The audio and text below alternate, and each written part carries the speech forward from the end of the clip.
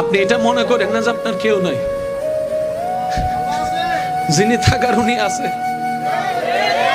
উনার নজর না থাকলে তো নিঃশ্বাসটা চলতো না, উনার নজরটা না থাকলে তো খাওয়ার স্বাদ বুঝতেন না, উনার নজরটা না থাকলে তো ডুকটাক গোলার নিচে নামতো না, উনার নজরটা না থাকলে খাবারটা তো ভাইয়া হজম হতো না।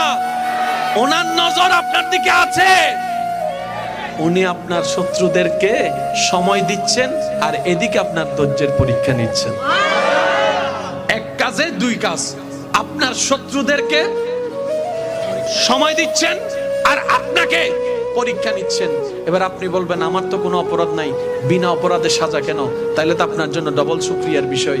সেটা হচ্ছে আল্লাহ তাআলা আপনাকে 10,000 বছর আগুনে জ্বলার মতো গুনাহ যেটা আপনি করেছেন ওইটা থেকে বাঁচানোর জন্য 3-4 মাসের 3 বছর 5 বছরের একটা দুনিয়ার কষ্ট দিয়ে দিচ্ছেন। সুবহানাল্লাহ।